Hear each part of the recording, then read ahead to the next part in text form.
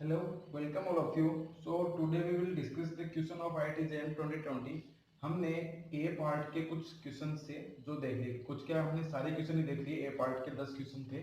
जो single correct थे, 1 marks के क्वेश्चन थे, वो हमने देख लिए। आज हम उसके आगे भी कुछ क्वेश्चन करेंगे जो कि 2 मार्क्स के क्वेश्चन है और इनमें कुछ रियल के हैं, कुछ सीरीज के। बेसिकली तो सीक्वेंस एंड सीरीज के क्वेश्चन है ये। सो इनको देखेंगे और उसके बाद हम कुछ नेक्स्ट सॉल्यूशन सीरीज स्टार्ट करेंगे, तो वो भी चलती रहेगी और ये भी देखते रहेंगे। तो ये जो क्वेश्चन है वो क्वेश्चन क्या है कि let a n be a sequence of positive real number, कि ए एन है वो कोई भी पॉजिटिव रियल नंबर की सीक्वेंस है। Suppose that n equals to limit n tends to infinity a n plus one upon a n, यानी कि हमको n plus one upon n term और एन टेंस टू उसकी वैल्यू एल दी गई है। Then which of the following statement is true. सबसे पहले अपन को एक सीक्वेंस दी गई है जिसमें पॉजिटिव रियल नंबर्स की सीक्वेंस है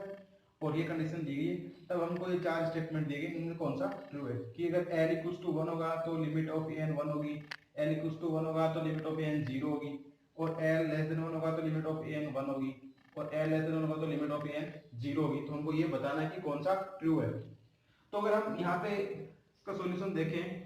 तो अगर हम n equals to n assume कर लें, अगर an इक्वल्स टू n लेंगे तो ये इस कंडीशन को सेटिस्फाई कर रहा है कि an भी sequence of positive real number. और अब यहाँ से अगर an प्लस 1 निकाले तो वो आ जाएगा n प्लस 1, और अब l निकाले, l equals to limit n tends to infinity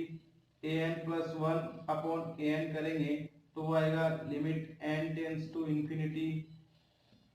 n plus 1 upon n। तो इसकी वैल्यू आ गई 1, यानी कि l इक्वल्स टू 1 है। Then limit n tends to infinity an equals to 1, तो अब n था, this implies limit n tends to infinity an which is equals to infinity not equals to 1। तो यानी कि जब n इक्वल्स टू 1 होगा तो limit n tends to infinity an 1 नहीं आएगा, क्योंकि वो तो इंफिनिटी आ रहा है। तो ये तो रॉन्ग हो गया स्टेटमेंट।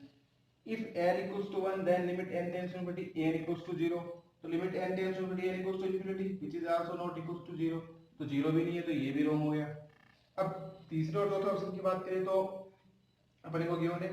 कि l लेस देन 1 और l की वैल्यू ये दी हुई है, यानी कि l is equals to limit n tends to infinity an plus 1 upon an, और इसकी और दिया हुआ कि l less than 1। This implies इसकी वैल्यू अगर अपन लेस देन 1 रखें, यानी कि an plus 1 upon an equals to l less than 1, this implies an plus 1 is less than an, यानी कि an है, this implies an is decreasing sequence. an है वो स्ट्रिक्टली डिक्रीजिंग सीक्वेंस हो गई। अब स्ट्रिक्टली डिक्रीजिंग को सीक्वेंस लेंगे और हम इस कंडीशन को देखेंगे। जैसे सपोज दैट अगर an इक्वल्स टू अगर 1 अपॉन n ले ले तो an प्लस 1 क्या आएगा 1 अपॉन n प्लस 1, और यहाँ पे an प्लस 1 है वो लेस देन an है।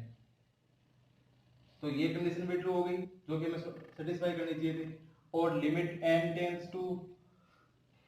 Infinity n plus 1 upon n और n लेस देन 1, इसका यूज करके हमने ये बता दिया कि n प्लस 1 है वो लेस देन n आ गया। अब limit n tends to infinity n find out करते हैं, तो limit n tends to infinity n which is equals to limit n tends to infinity 1 upon n,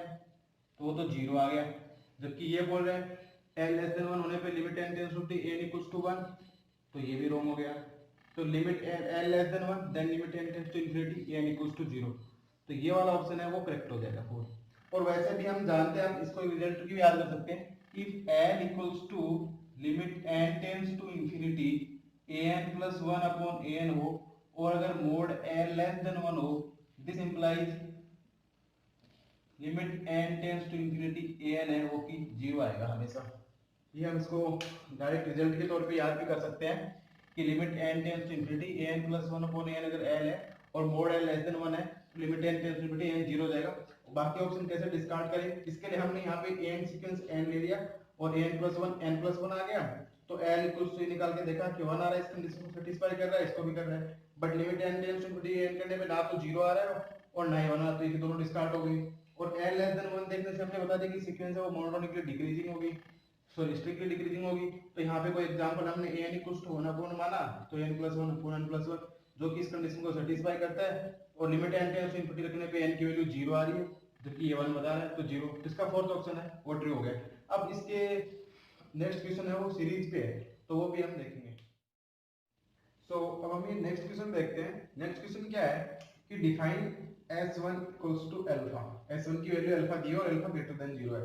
and Sn plus 1 plus Sn square upon 1 plus alpha का square root और n greater than equal to 1, which of the following statement is true. आपने को ये S1 define कर दिया और Sn plus 1 दे दिया और पूछा कि इनमें से कौन सा स्टेटमेंट ट्रू है। अब स्टेटमेंट क्या है कि Sn square is less than 1 upon alpha, then Sn is monotonically increasing and limit Sn equals to 1 upon root alpha. If Sn square is less than equal to 1 upon alpha, then decreasing and limit 1 upon alpha. Sn square greater than equal to 1 alpha, then monotonically increasing and limit this. और Sn square greater than equal to 1 alpha, then decreasing and limit this. तो अपने को सबसे पहले क्या है कि check करना है कि ये सीक्वेंस है जो कि मोनोटोनिकली इंक्रीजिंग है या मोनोटोनिकली डिक्रीजिंग है, और इसकी फर्स्ट टर्म है वो अल्फा ग्रेटर देन 0 है। तो अगर हम ये पता लगा लेते हैं कि सीक्वेंस मोनोटोनिकली इंक्रीजिंग है या मोनोटोनिकली डिक्रीजिंग है, तो हम ये जानते हैं कि कोई सीक्वेंस मोनोटोनिकली इंक्रीजिंग और वो बाउंडेड हो जाती है तो कन्वर्जेंट होगी। एवरी मोनोटोनिकली इंक्रीजिंग सीक्वेंस और मोनोटोनिकली डिक्रीजिंग सीक्वेंस अगर वो बाउंडेड है, मोनोटोनिकली सीक्वेंस है और अगर वो बाउंडेड है तो हमेशा कन्वर्जेंट होगी। अगर वो इंक्रीजिंग है तो अगर अपर बाउंड बाउंडेड अबव हो जाएगी तो कन्वर्जेंट हो जाएगी उसके सुप्रीमम को। अगर वो मोनोटोनिकली डिक्रीजिंग है तो वो अगर अपने लोअर बाउंड को कन्वर्जेंट हो जाएगी। अगर वो लोअर बाउंडेड बिलो है तो अपने लोअर बाउंड को कन्वर्जेंट हो जाएगी। तो अपने को ये चेक करना है कि जो गिवन सीक्वेंस है वो मोनोटोनिकली इंक्रीजिंग है मोनोटोनिकली डिक्रीजिंग है। तो यहाँ पे अगर Sn+1 की बात अपने को दी हुई है Sn+1, तो अगर हम वैसे चेक करने के लिए क्या करते हैं Sn+1 माइनस Sn चेक करते हैं। अगर ये ग्रेटर देन 0 हो जाता है तो मोनोटोनिकली इंक्रीजिंग हो जाती है और ये लेस देन 0 हो जाता है तो मोनोटोनिकली डिक्रीजिंग हो जाती है। पर यहाँ पे अगर Sn+1 माइनस Sn करेंगे तो माइनस Sn करने पे कुछ मिल नहीं रहा क्योंकि 1 प्लस Sn स्क्वायर अपन ये तो स्क्वायर रूट में और ये Sn है, तो अपन दोनों का कोई कंक्लूजन नहीं कर पा रहे हैं। तो इस पे थोड़ा देखने के लिए हम यहाँ पे ऐसे कैलकुलेट करते हैं। हमको ये तो पता लग गया है कि इसको मोनोटोनिकली इंक्रीजिंग या डिक्रीजिंग चेक करना है। इसके लिए हम ये चेक करेंगे कि n+1 term minus nth term की वैल्यू ग्रेटर देन 0 आती है या लेस देन 0 आती है। उस हिसाब से हम बता देंगे कि मोनोटोनिकली इंक्रीजिंग या डिक्रीजिंग और इसका बाउंड चेक कर लेंगे। उसके बाद हम इसकी कन्वर्जेंट की बात कर लेंगे कि लिमिट क्या है। तो अगर हम ऐसे फाइंड आउट करें Sn+1 का स्क्वायर माइनस Sn स्क्वायर, अगर ये देखें which is equals to Sn+1 का स्क्वायर करेंगे तो इसका रूट हट जाएगा 1 plus Sn square upon 1 plus alpha minus Sn square, और अपने को गिवन है अल्फा ग्रेटर देन 0 है। अगर इसकी वैल्यू देखें तो ये क्या आ जाएगी 1 plus Sn square minus Sn square minus alpha Sn square upon 1 plus alpha, इसकी वैल्यू ये आ गई। अब अपने को गिवन है कि अल्फा ग्रेटर देन 0 है और ये Sn स्क्वायर से Sn स्क्वायर कैंसिल, तो इसको करेंगे तो ये आ गया 1 minus alpha Sn square upon 1 plus alpha. तो जो Sn+1 का Sn+1 square minus Sn square है इसकी वैल्यू ग्रेटर देन 0 होगी लेस देन 0 होगी। ये डिसाइड करने के लिए अल्फा ग्रेटर देन 0 है तो ये तो पॉजिटिव रहेगा, ये टर्म तो ग्रेटर देन 0 रह जाएगी। अब बात करते हैं इस टर्म की 1 माइनस अल्फा Sn स्क्वायर, अगर ये ग्रेटर देन 0 है तो ये भी ग्रेटर देन 0, अगर ये लेस देन 0 है तो ये भी लेस देन 0। अब हम चेक करते हैं 1 माइनस अल्फा Sn स्क्वायर को। अगर पहला ऑप्शन देखें Sn square less than 1 upon alpha, अगर Sn स्क्वायर है वो लेस देन 1 अपॉन अल्फा है तो इसकी वैल्यू 1 अपॉन अल्फा रखेंगे तो अल्फा से कैंसिल, तो ये लेस देन 1 है तो 1 माइनस लेस देन 1 तो ये क्या आ जाएगा ग्रेटर देन 0 आ जाएगा। तो इसमें अगर Sn square less than equal to 1 upon alpha है इसका मतलब क्या हो जाएगा दिस इंप्लाइज Sn+1 का square minus Sn square greater than 0 है। और इसको वैसे लिख सकते हैं Sn+1 plus Sn into Sn+1 minus Sn और ये ग्रेटर देन 0। अब दो नंबर का प्रोडक्ट ग्रेटर देन 0 इसका मतलब क्या है, दोनों नेगेटिव है या दोनों पॉजिटिव है। अब Sn+1 Sn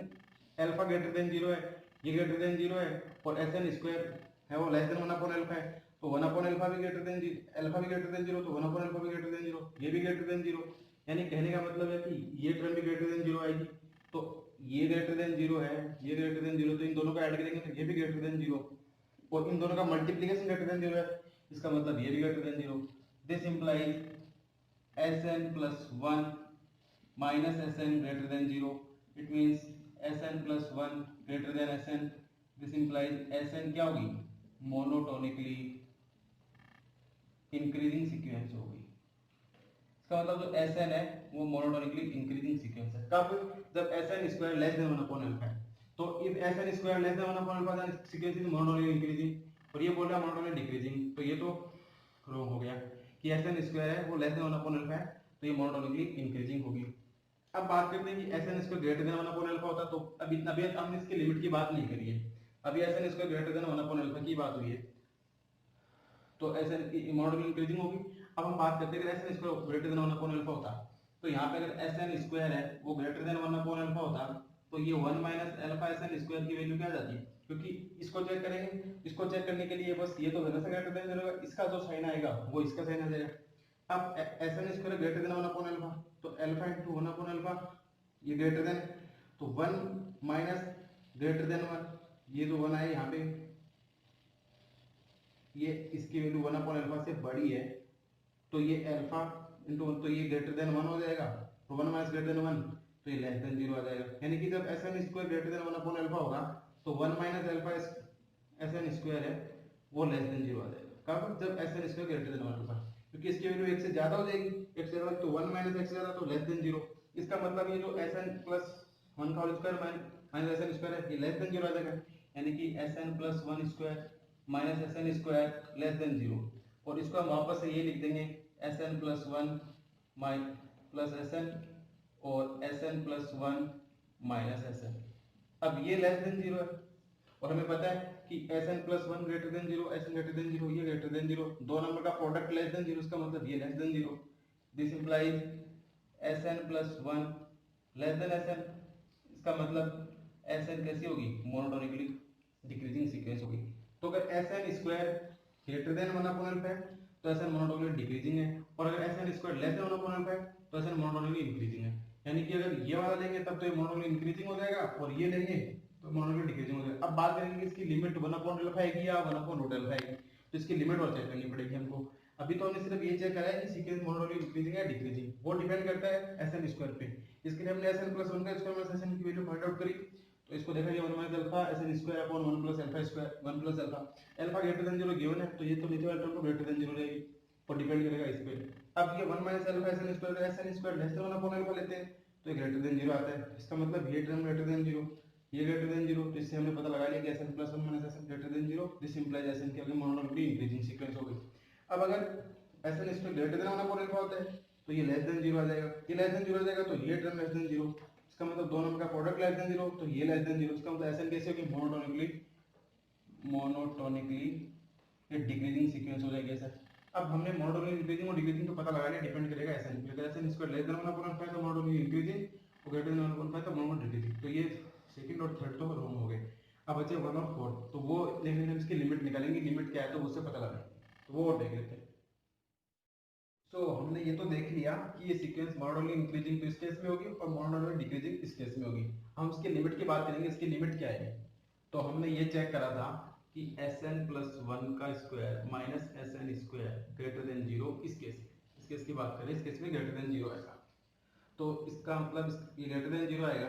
तो हम एस एन प्लस 1 की वैल्यू रख देंगे, तो वो क्या है 1 plus S N square upon 1 plus alpha, और ये greater than S N square हो जाएगा, इसको चले जाएंगे तो this implies 1 plus S N square is greater than S N square plus alpha into S N square, तो ये तो कैंसिल हो जाएगा, this implies 1 greater than alpha S N square, ऐसे बोल सकते हैं 1 upon alpha greater than S N square, या ऐसे बोल सकते हैं कि एस एन है वो less than equal to plus minus 1 upon root alpha, but ये नेगेटिव तो नहीं आएगा, क्यों, क्योंकि s1 equal to alpha greater than 0 है, और अगर sn प्लस 1 निकालें s2 निकालेंगे तो sn स्क्वायर है वो भी क्या है, sn स्क्वायर है वो ग्रेटर देन sn स्क्वायर है वो लेस देन 1 अपॉन अल्फा है, और अल्फा क्या ग्रेटर देन 0, तो sn स्क्वायर है वो ग्रेटर देन 0 हो जाएगा, यहाँ पे भी लेस देन 0 वो 1 अपॉन अल्फा ग्रेटर देन 0, तो ये भी ग्रेटर देन 0, तो ये भी ग्रेटर देन 0, तो मतलब कहने आप ये sn प्लस 1 है वो भी ग्रेटर देन 0 आ रहा है, तो सारी टर्म में ग्रेटर देन 0 आ रहा है, तो इसका मतलब sn है वो less than equal to 1 upon root alpha है, पर अल्फा ग्रेटर देन 0, तो सारी टर्म ग्रेटर देन 0 तो नेगेटिव तो नहीं आएगा। तो अब इसका मतलब क्या हुआ कि एस एन जो सीक्वेंस थी वो मोनोटोनिकली तो इंक्रीजिंग है, और इसकी first term alpha greater than 0 है, और एस एन है वो less than equal to 1 upon root alpha, यानी कि एस एन का जो अपर बाउंड है वो 1 अपॉन रूट अल्फा है, तो हम ये जानते हैं कि कोई भी मोनोटोनिकली इंक्रीजिंग सीक्वेंस है, अगर वो बाउंडेड अबव है तो अपने सुप्रीमम को कन्वर्ट कर जाती है। इसका सुप्रीमम क्या हो जाएगा 1/√α, तो ये 1/√α को ही कन्वर्ट कर देगी। ये कैसे हुआ कि कोई भी मोनोटोनिकली इंक्रीजिंग सीक्वेंस है अगर बाउंडेड अबव है तो अपने सुप्रीमम को कन्वर्ट करेगी, और ये बाउंडेड अबव इसलिए क्योंकि Sn लेस देन 1/√α है, और मोनोटोनिक तो सारी टर्म है 1/√α से तो छोटी है और अल्फा से बड़ी है, यानी कि अल्फा है वो लाई करेगा, सॉरी सीक्वेंस Sn है 1/√α, ऐसी सीक्वेंस की कंडीशन बन गई है। अगर हम मान लें कि सीक्वेंस का मोनोटोनिकली इंक्रीजिंग होगी और बाउंडेड अबव होगी तो ये सीक्वेंस कन्वर्ट करेगी, तो हम this implies Sn is convergent and से कन्वर्ट्स टू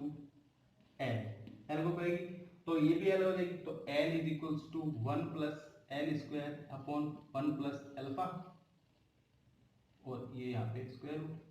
अगर स्क्वायर हटाएंगे तो L square equals to 1 plus L square upon 1 plus alpha, ये बन जाएगी L square plus alpha into L square equals to 1 plus L square, तो ये तो कैंसिल हो जाएगा, तो alpha L square equals to 1, तो L square equals to 1 upon alpha, तो L equals to plus minus 1 upon root alpha. But वही बात कि नेगेटिव तो ये हो नहीं सकती क्योंकि